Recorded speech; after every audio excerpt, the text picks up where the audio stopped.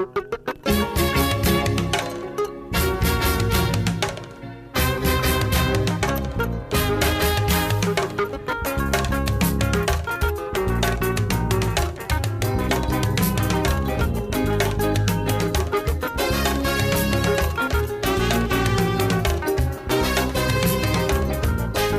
guys, welcome to my channel. My name is Binta, and if you're new here, make sure you hit the subscribe button and also like this video. Okay, so today's video we're going to be talking about African youths. Okay, are they lazy? Is it lack of opportunities or lack of financial stability?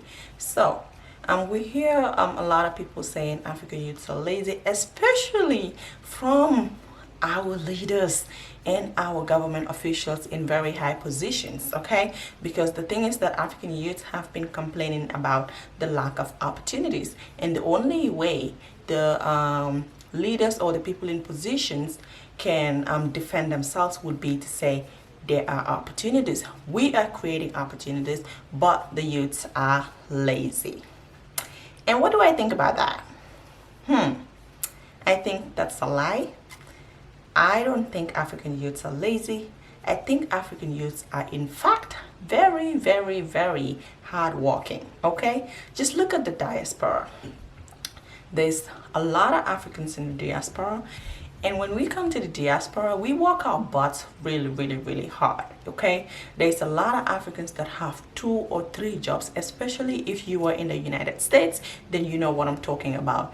You barely see someone with just 1 job. Okay, most times people have like up to 2 and 3 jobs in a day. They might be working like 12-hour shifts or sometimes 16-hour shifts. So why would you say we are lazy when we are back home, but when we come to the diaspora we work our asses off? That is not fair. That is not right. I think Africans are very hardworking. With the right leaders in position and with the right people who are ready to move the country or the continent forward, Africa will be a great place. It is already a great place, but we are lacking too many stuffs that are supposed to be pushing us forward. Okay, so this here is a Gambian boy who was selling cold water on the streets just to be able to afford his school fee and take care of his lunch and anything that has to do with his school supplies. Okay, and look at that here. As far as I'm concerned, this is hard labor for a child who only wants to have good education. Where is the social welfare in the Gambia? Where is social welfare in Africa? Who are supposed to help kids like this in African youths to be able to stand on their feet, especially for just basic human needs? And right here is a Nigerian youth, 11-year-old boy in fact, who is molding blocks to be able to pay for his school fee and take care of his school needs. Guys, tell me, are African youths really lazy? No. I understand that there are certain people that even when we have thousands of opportunities, they are still not willing to go out and work because the mindset is very different. Most people want to go out in the diaspora to find greener pastures, not knowing the realities are different from the expectations in the Western world. Anyways, as far as I'm concerned, these 2 young men have showed us that our government systems are lacking a lot. Because I don't think any child deserves to be working such hard labors just to be able to afford their own school fee. For an 11-year-old boy, this is child labor, and it's not even supposed to happen in the first place. I think the government should have stepped in a long time ago, or the people should have had a system whereby they can easily seek for help when needs like this should arrive. But as you guys know, we have puppets, and we have been talking about this for the longest time. Most African leaders and people in positions are puppets who are only working for their own pockets, who are nothing but puppets for their enemy, who is controlling their everyday life and how they should run that continent or their countries. So yeah, And I must also say there is a lot of opportunities that African youths can also do in Africa.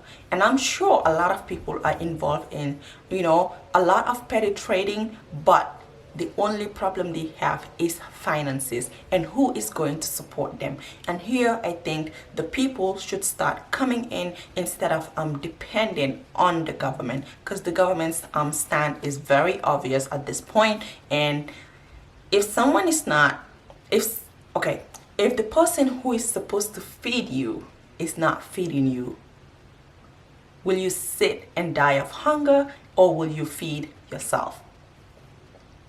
I'm sure you will feed yourself. So it's about time we get up, wake up, stand on our feet, and try to help ourselves until we have the right leaders in place. And even with the right leaders, we should also be able to do our own part as a people.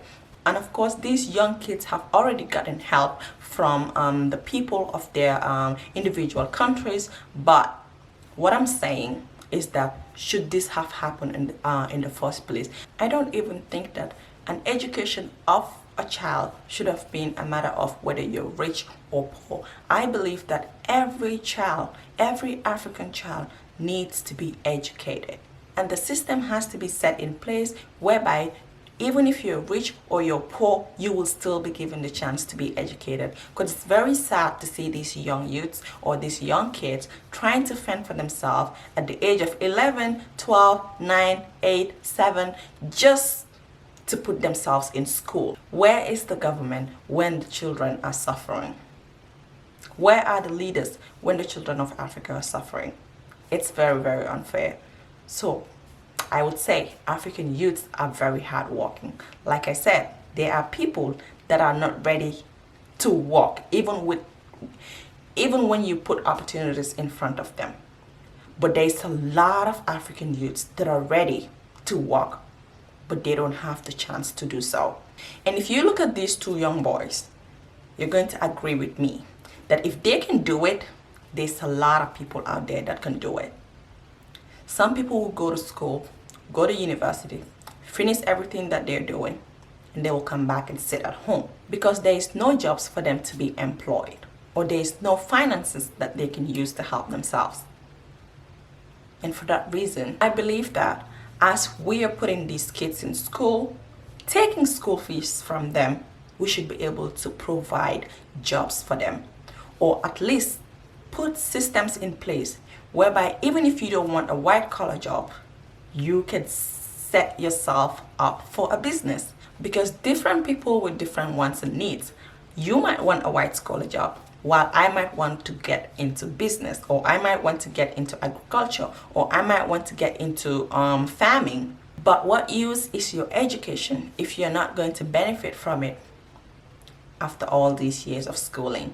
So in conclusion, I would say we need the right people in our systems, in our government systems. And as we're doing that, I would advise all African youths, the real Africans who really care about Africa, to start investing in Africa. Because investing in Africa is the only way forward, because we as individuals will also be able to create jobs for our people while the government is also doing their own bit. And I must say again, African youths are the most hardworking people in the entire world. African youths, black people, are not lazy. They are very hardworking. But yes, we have a problem, which is our government systems, who are not controlled by anybody but the enemy. So opportunities and good leadership is the main issue that Africa is facing right now. So yeah guys, I hope you guys enjoyed this video, and if you do, don't forget to give me a big thumbs up and also subscribe to my channel. Until I see you in my next video. Bye guys.